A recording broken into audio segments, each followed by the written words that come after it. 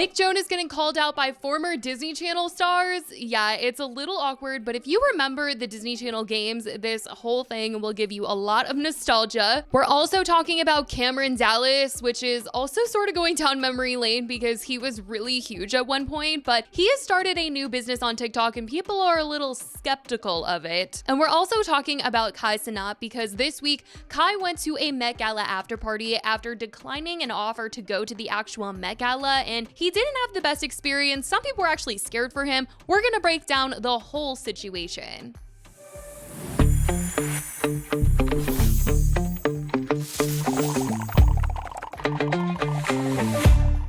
Hey guys, it's Christy and welcome back to the weekly TEACAP. It was definitely a week. I mean, we had the Met Gala, a lot of lawsuit news from Blake Lively and Justin Baldoni. James Charles was getting talked about. I mean, there was a lot that was being said. But we are going to get into some Met Gala news that didn't get covered when I last made a video because this really had to do with the after parties. So Kai, who is a huge streamer who is in with a couple celebrities. I mean, Kim Kardashian has been around Kai, literally hiring him to be at Northwest's birthday party. And she was even in one of his promo videos that he did. So they've worked together before. But when Kai attended a Met Gala after party this week, people were in the comments saying that all of the celebrities looked like they were suspicious, that they were giving bad vibes, and they were honestly worried for Kai. They were like, keep the camera on because the cameras are probably the only thing that are keeping you safe.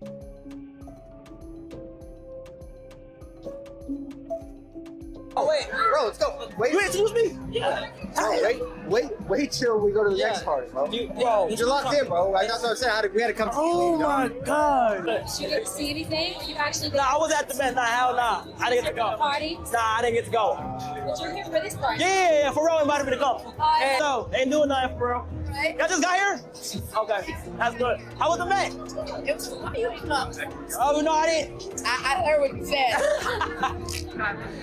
What we filmed was funny. That's fine, that's fine. Yeah. Are you going to other places tonight, or? No, I'm gonna call it after this. All right. Yeah, hit me. Right. All right, See you later. yes. Though I will say at a Met Gala after party, I just feel like none of these celebrities are used to somebody streaming at them. And I do think that these are huge A-list celebrities that are at this party that are very well trained PR-wise. And whenever they see a camera, they just kind of like go into this work mode and they're very careful with what they're saying and what they're doing. And that was kind of why they might have seemed like robotic when they were on camera, because probably one, they were shocked that he was even there and able to film the way that he was, but also they wanted to make sure they weren't getting caught doing anything. Even if they weren't doing anything bad, I feel like a lot of them just have like a work mode and a party mode, and they're not going to show their true colors on camera. And Kai was very open about the fact that he felt like everyone was just being weird and not having a good time. The one thing I don't like is like at these high class events, everybody acts so bougie, bro. What up, bro? It's like. Now, like I said, he turned down the offer to go to the Met Gala, and he actually opened up about this on stream. I had an opportunity to go to the Met Gala, chat, but I didn't go because I'm not gonna lie, the brand that wanted to host me, I didn't really like.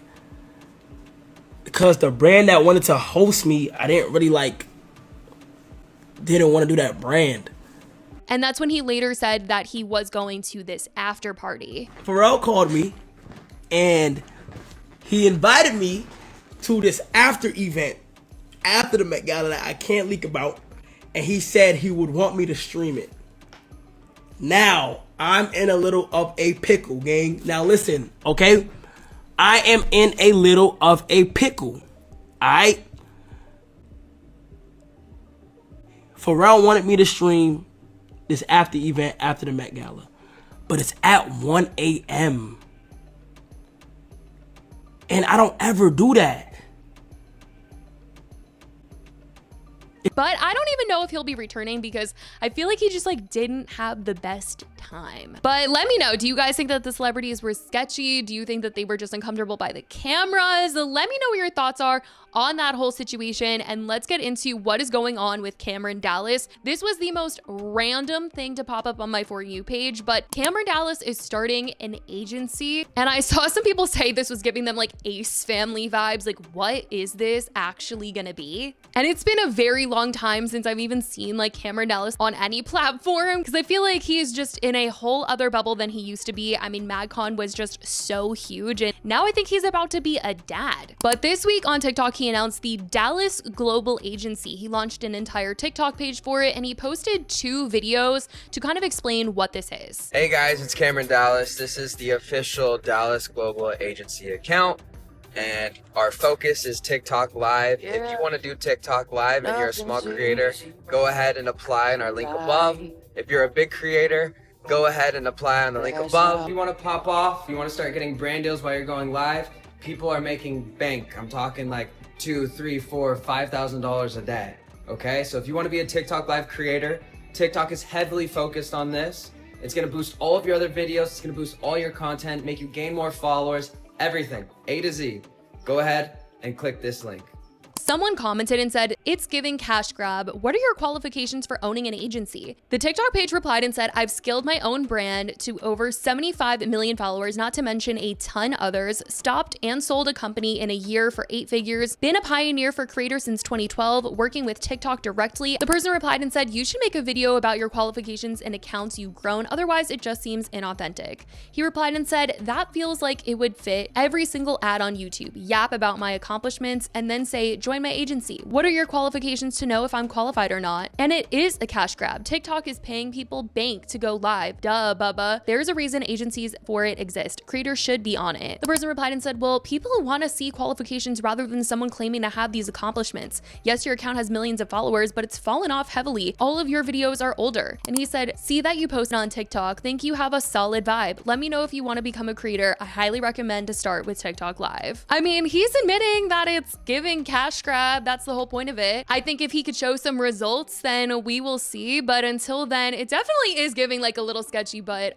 I don't know. This was definitely just a very interesting thing to see pop up this week. Now, let's get into this Nick Jonas story because I have been waiting to cover this story, but more just kept coming out and I feel like this is the best time to talk about it. So last year, Nick Jonas talked about the Disney Channel games, which if you don't know, this was kind of like the Olympics on Disney Channel where a bunch of Disney Channel stars competed. They all were in different colors and they competed against each other in these like summer games. And everyone was so invested if you were watching the Disney Channel at the time. I mean, it's literally like your favorite actors all playing games with each other. And you're like rooting for your favorites to win. It was this whole thing, but also very wholesome. I mean, we're talking about kids and teenagers here all playing games with each other on a family-friendly channel. But Nick Jonas last year in an interview on Jimmy Fallon was talking about the Disney Channel games and he said that it was like Love Island. What do you remember about this time of your life? This is so much hair. So for those that don't know, the Disney Channel games were basically the Olympics, but where they would bring in 100-ish Disney Channel stars from all over the world and make us compete in silly games. But what it really was like Love Island on crack. Everyone has been like, what do you mean it was like Love Island? Because Love Island, there's hookups. People are sleeping with each other. People are going to Casa Amor and they're cheating. I mean, there's a lot that goes into it. So everyone was just like, what were these Disney Channel games like behind the scenes? Like, this is crazy. Well, at the beginning of this year, Dylan Sprouse came out to say that he had no idea what Nick Jonas was talking about because his experience filming these games was not that. That's for sure. Nick Jonas just talked about the Disney Channel games and he compared the Disney Channel games to Love Island on crack. What would you compare the Disney Channel games to? Because we were like, I'm not sure about that. We weren't quite sure about that comparison. We were like, that's a really weird take, honestly. But no, the DC games was nothing like that. Especially now since you know what Love Island is. Totally. You also can't... There wasn't Casa Amor. You can't compare any situation where it's like 90% 14-year-olds to a show like Love Island. You know what I mean? Like, that's why not even close to comparable. We were like, Nick Jonas has never seen Love Island. Yeah, dude. Maybe Nick was just a little more advanced. Right, Nick had Miley, Selena. He was like, I'm in a different ballgame. Yeah. Every time one of those was filmed, it was in Orlando in August. Oh, God. So it was just this sweatiest swamp-ass time. So, like, there's no Love Island in that heat. There's nothing sexy about the Disney Channel games. And then just recently, a few weeks ago, Jason Earls went on a podcast where he was asked about this situation where Nick was talking about the Disney Channel games being like Love Island. And he was like, I don't know what like he's talking about. Like, this is not right. Set the record straight. What were the Disney games like? I think it depends on who you are. Like, if you're Nick Jonas, like, isn't the world a big sweaty buffet? And then if you're like me or a Sprouse twin, like back in the day, like we're sweaty and we're playing games. Bro. I think the Disney Channel games was like, it was whatever you wanted to make of it. Like the entire experience was incredible. I'm a really competitive person, so it was really fun to compete against all these other dunk kids. On these 12-year-olds. So embarrassed at like how much pride I took in just wrecking these kids at these games. And just a couple days ago, Emily Osment came out to say her experience on the Disney Channel games. And once again, you guys, shocker, it was not like Nick Jonas's experience. Emily, finish the sentence for me. The Disney Channel games were not like Love Island. The Disney Channel games were like... embarrassment and tiny green shorts.